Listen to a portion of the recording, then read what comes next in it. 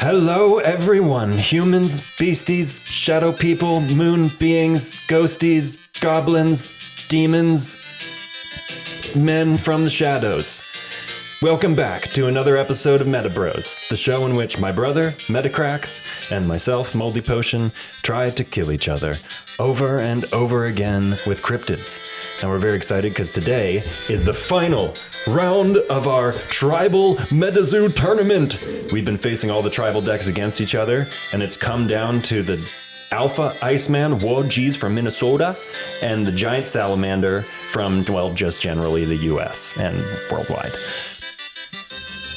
Very excited about this. The Alpha Iceman has basically been undefeatable in my hands. And my brother's going to be piloting it for the first time. Whoa, geez. Whoa, geez. Before we get into that, as always, we will start with a page from the MetaZoo illustrated novel. Page 7. I'm going to hand it off to Metacrax. Previously on MetaZoo! A man from the shadows. A catastrophe in Point Pleasant, West Virginia. And now, on MetaZoo. Through all of this, Sam and Adam had maintained a locked gaze. And then, someone turned off the sun. No, that wasn't quite right, although the effect was much the same.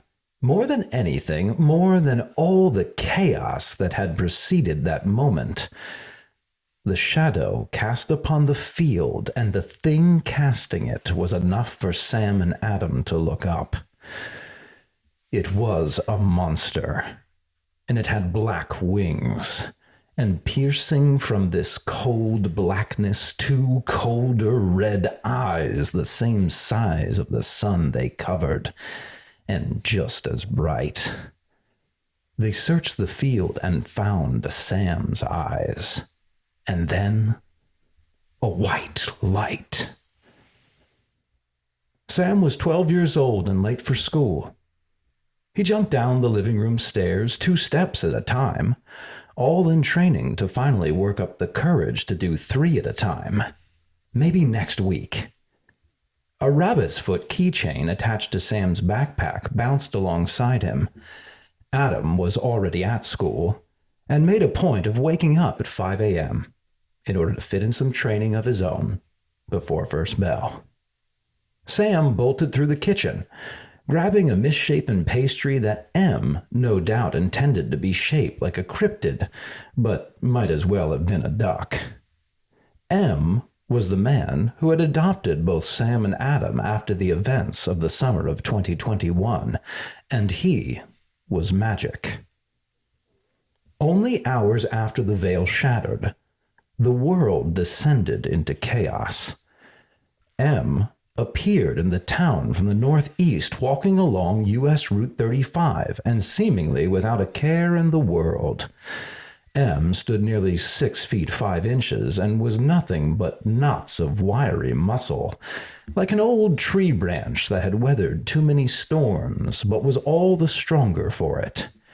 He was old, but the type of old that is hard to pinpoint, and his gray hair and age spots were fiercely contrasted by sharp blue eyes and unnaturally smooth skin.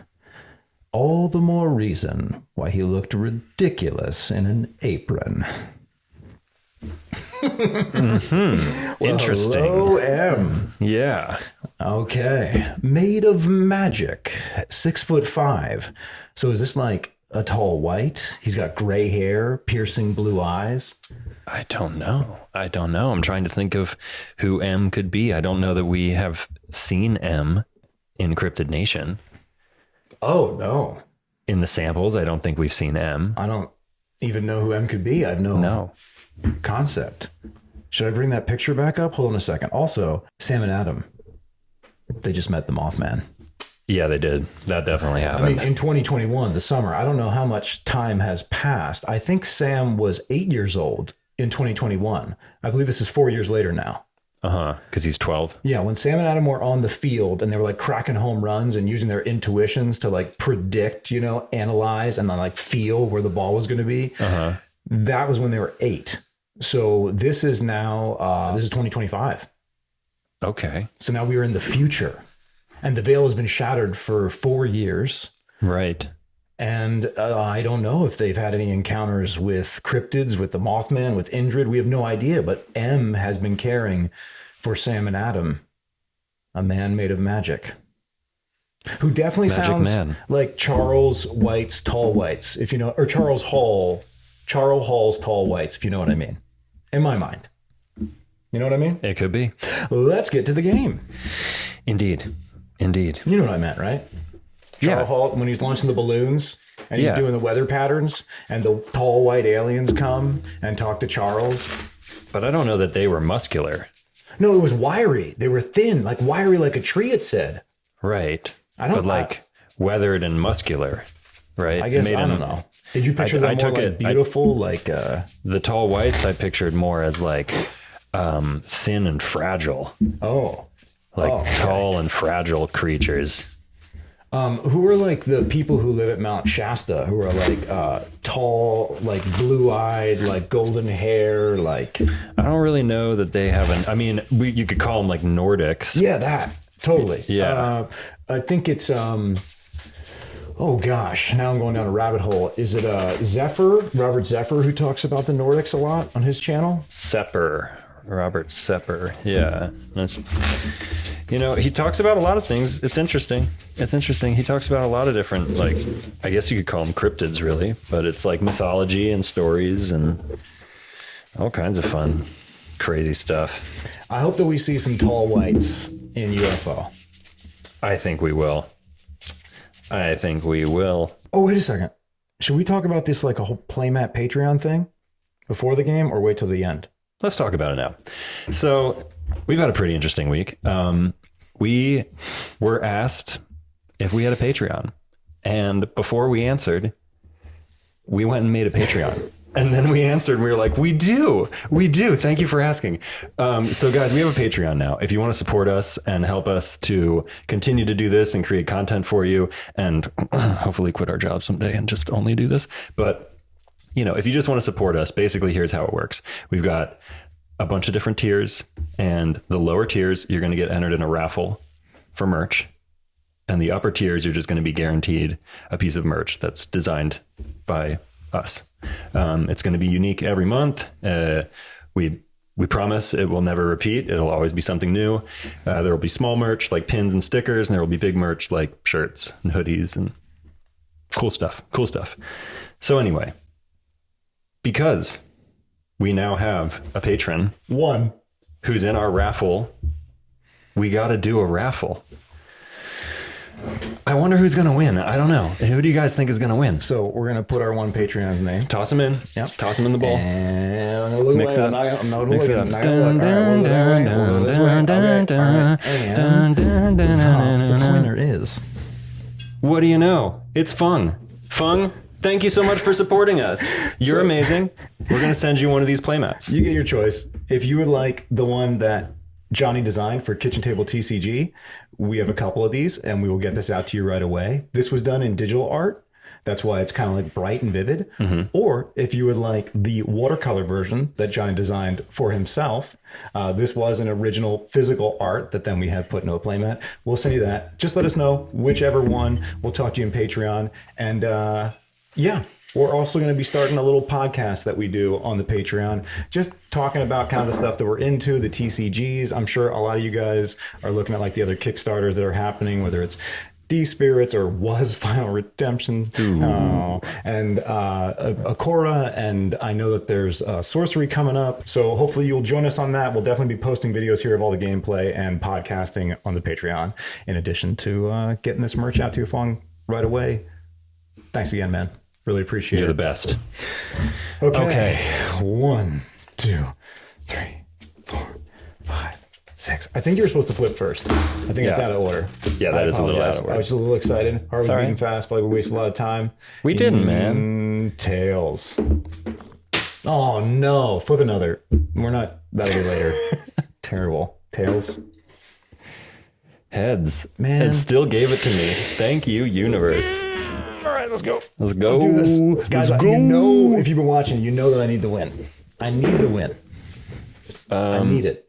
I need to be able to sleep at night. I need to feel good about myself. I need to stop telling myself that I'm not winning. I need to win. I will keep my hand. Mm-hmm. All right, I'm keeping. Let's do it. I will bookmark a page from the top of my spell book into my chapter. I will contract a flame aura, and I will fatigue that flame aura to contract a giant Sally. Okay. Boink. Off to a good start. Great start. Pass turn. I will bookmark that page from my spell book into my chapter. I will drop the frost aura into the arena. I will also drop the snowing Terra. You want to put that in your Terra slot over there? Since I don't have Terra slots over here. Yes. You do that for once? Yes. All right. And then I will pass turn. I will awaken my little salamander. Bookmark into my chapter. Contract a flame aura. I will drop a desert Terra. Okay. Actually, that goes here and moves. Oh, yes. Good call. Snow over. Good call. Yep. Okay. I will What will you do? fatigue one flame aura to contract another giant Sally. Uh-huh.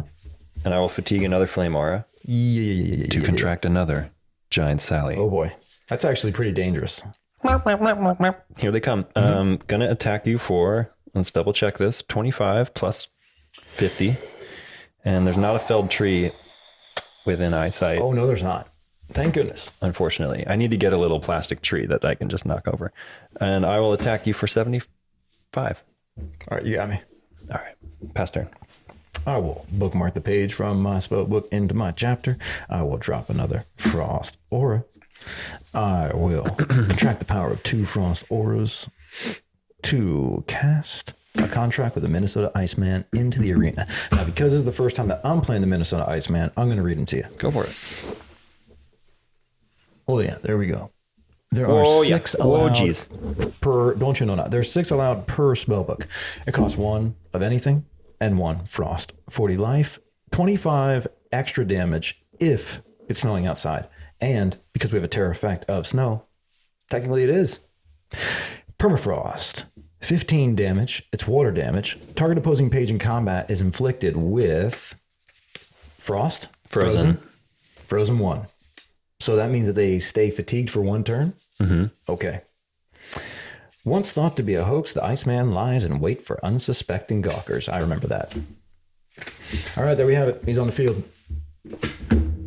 Iceman's out. Turn. Whoa, geez. Don't you know?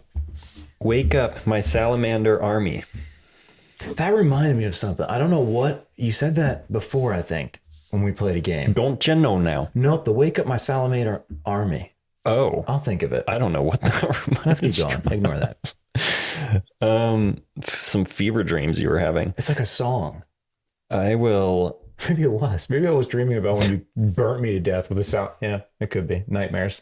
Maybe it was a future vision of what I'm about to do. Come on. Okay.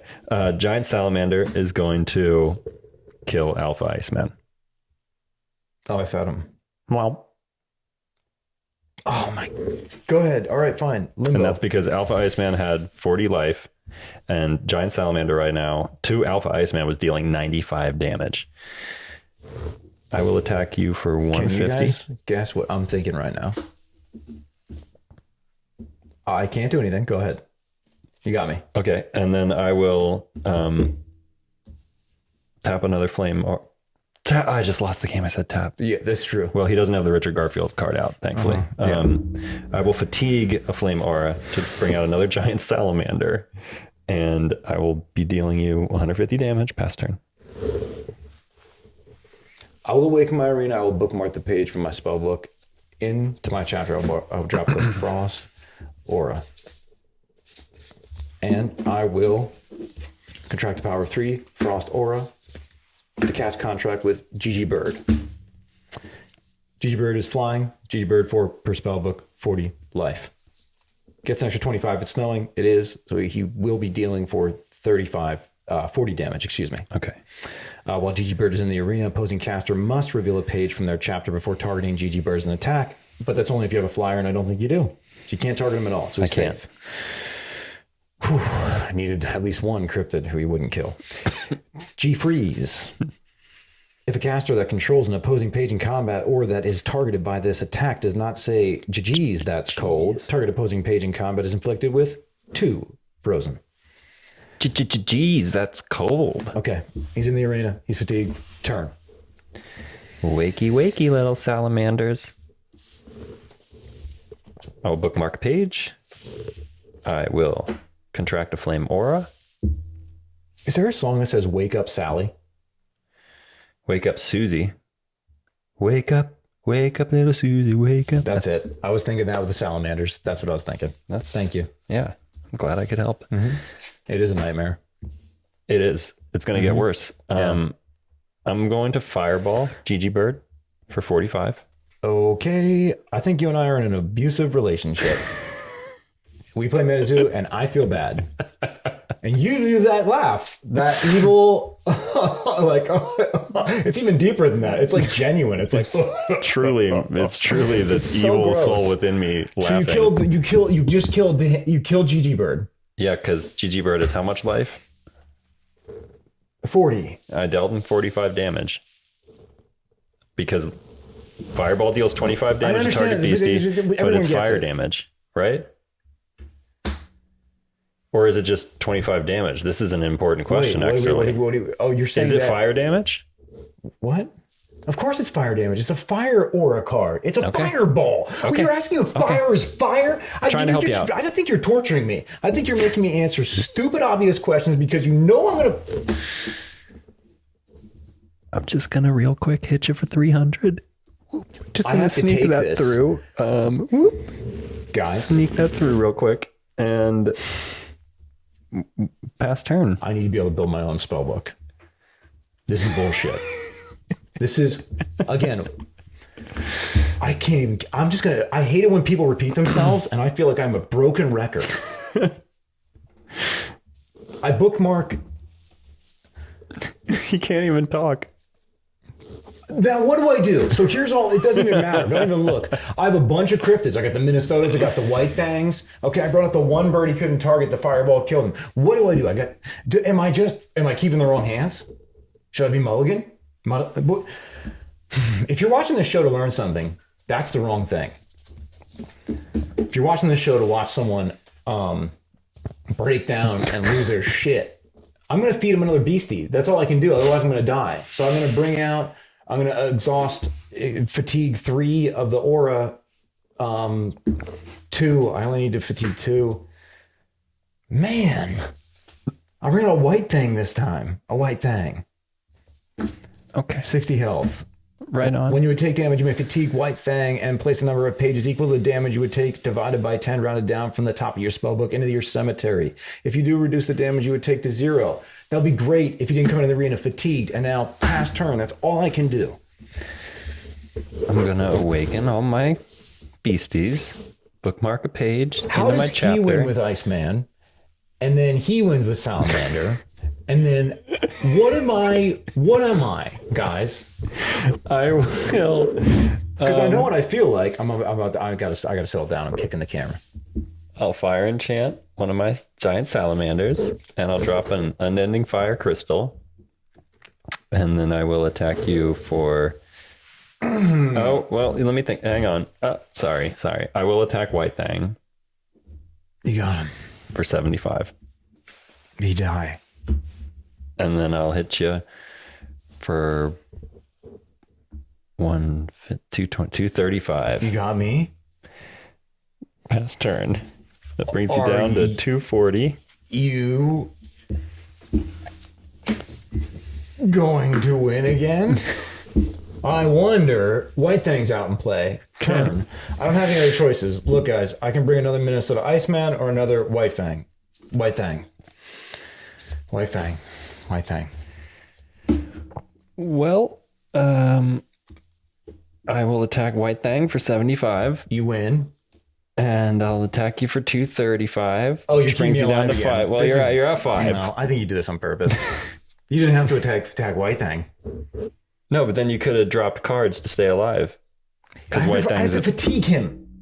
Oh. You're doing this on purpose, and you're pretending I wasn't. like you I'm don't not. know what you're doing, but you know exactly. I don't know if you know what you're doing, but fine. It's like a cat playing with Awaken. That's exactly what I feel like. All these shows are terrible. We should stop making content. We should give up. And I don't know what has to happen, but I need to win to feel like this is something that I just. What am I doing? I'm like a piñata for him. I mean, you're still alive. You're at 5. I pick up the card, I awaken the arena, I bring out another Gigi bird. Okay, fine. Turn. Okay. I will awaken all my beasties and my If he artifacts. didn't know he was doing this, why would he say things like that? He is dragging me along. Just playing the game, guys. We're just playing. This is fun. This is fun. Is this what fun is? This is fun. This is what this is. I can't target Gigi Bird, guys, because Gigi Bird has flying, so he's got an advantage there. Fucking. But I'm gonna attack him with okay. Charman for 150. Okay. I'm the worst MetaZoo ever, and I actually applied for the exams this week. This is sad. I think we should delete this show. And maybe all the shows where I lose until there's some type of balance, because otherwise, how is this entertaining? Broken, right? Come on. I had 2 aura. I drew a 3rd. I had all sorts of beasties and cryptids. You didn't even have a chaos crystal this time. What am I doing wrong? I did have 4 giant salamanders and 1 flame aura. That was my hand. So I was feeling pretty good about that, and it worked out. Well, we've already done the salamander for the most valuable cryptid. We've already done the Charman. We have. We've already done the Gigi bird. We've already done the Minnesota Iceman. So just leveling all this down to the next thing that was the most valuable for me to stay alive 2 turns as he hacked away at my life and all of my beasties. White Thang did keep you alive for a minute there. Yeah, let's do it. Let's do White Thang. White Thang. Oh God, how can I keep doing this? Well, luckily that was it. By the way, this is why I was keep it. doing this. I'm just fucking around. I mean, I'm being serious. Actually, this is. He's dead inside, but he'll continue to live. He'll continue to breathe. I won't stop. This happens sometimes with us. All the time. No. We're going to start building our own spell books. This is it. This is the end. This is the end. These team decks, they're over. They're done. We finished them. We played them all. We did it. We did like a little gauntlet of the winners. Basically, he won. Anything he played won. Anything I played did not win. That's it did not basically work. what happened. Yeah, that's true. Yeah, and if you were tuning in, you know that. Other than I lost one game with 1 ding bell. But guys, I'm coming back. I'm coming back big time. I invested in ding bells. I invested in puck wudgies. I invested. You'll see. It's all. I don't really have the words for it, but you know, something's going to change. Something has to change. It's not going to change. I'm going to just keep winning. No, I can't let it go to my head. Eventually I will lose, but on average, I will keep winning. Yes. Like overall, I will win more games. Eat your shorts, okay, man. Okay. I'm on Magic City Weekend. Is that where we want to read from? Magic City Weekend. We all trust them and know them. We all know and trust them. Let's do it. Is it an albino Bigfoot? Does it have glowing red eyes? Does its shape more closely resemble a kangaroo with the head of a cat? Let's explore the mysteries of the Alabama White Thang.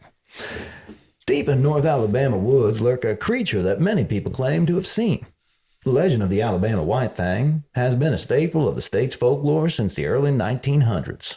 Most sightings of the Alabama of the Alabama white thing occur in a triangle between Morgan, Etowah, and Jefferson counties. People have reported sightings in Walnut Grove, Moody's Chapel, Happy Hollow, and Wheeler Wildlife Refuge, just to name a few. Are those real places? What do you think? Come on now, white thing. Moody's Chapel, Happy Does Hollow. the white thing look like? Well, okay. The descriptions that witnesses give vary widely. Oh, I love what we're getting into now. Whoa, what doesn't it look like? Apparently, it's a cataroo. I like this. Several accounts describe the Alabama white thing as being 7 to 8 feet tall and covered in thick white fur. Other descriptions of the famous creature paint a picture that sounds more like a white lion. Among some of the more strange descriptions reported, one stands out as the weirdest. A tall white creature standing roughly 7 feet tall and resembling that of a kangaroo with the head of a cat. Come on now. Despite being gigantic in stature, it's allegedly known for its ability to move extremely quickly. Some have reported that even though it stands on 2 legs, it runs on all 4s. Many people claim that the creature sounds like a woman screaming. Others report that a foul odor, like dead animals, fills the air when the creature is around. Whatever it is, the white thing has certainly caught the attention of the Alabama residents. Learn more about the white thing. Check out the documentary of the white thing from Special Wolfpack Paranormal on YouTube. We just might do that later tonight. If the stories of the paranormal interest you, well, they got glowing red eyes, floating black orbs, and voices from beyond. That was a winning article, in my opinion. Good stuff. Do we even need to look for more? No, I I feel think like it that was just encapsulated the white thing. That was it. You had me at kangaroo with a cat's head. 7-foot kangaroo with a cat's head. You had me like Jerry Maguire. You had me at 7-foot kangaroo with the cat's head. Who's coming with me? Look at that score, guys. Isn't that beautiful? 0. That's why I'm saying I'm sorry. 1,000. 1,000 to 0. You know what that means? Perfect. Perfect. That's 2 games in a row. I didn't touch the last game either. No, you didn't. Flawless. Flawless victory. Mm-hmm. Yeah, we're very excited. We will be building decks next time. Yes. What are you going to build? I'm not going to tell you, man. I will tell you at the start of that show. He'll leave the room, and I'll tell you what I'm doing, and then I'll leave the room, and he can tell you his game plan. He's building a ding bell deck. Well, yeah, He's building a ding bell deck with lightning glass, gas crystal. That's not, I mean, I admitted that. I'm just not telling you all the ins and outs. You know, I'm going to have a couple of tricks up my sleeve, and I'm not going to have any wasted cards, any distractions, if you know what I mean. He'll have cats. He'll have lightning bolts. Okay, yeah, I will. And a couple more things that you don't even know are coming because there's all sorts of different... I don't know at all. I'm doing a dark deck. I'll tell you that right now. I'm going to bust out my dark deck. Let's end the show. Let's end the show. This is the shortest show ever. It's the shittiest show ever. As always, I'm in a great mood. I'm not. Actually, that white thing did cheer me up. Yeah, that was pretty awesome. Thanks for listening, guys. Thank you, guys. We will see you next time. I'm so sorry. These shows are so shitty. We will see you next time. See you next time on MetaBros.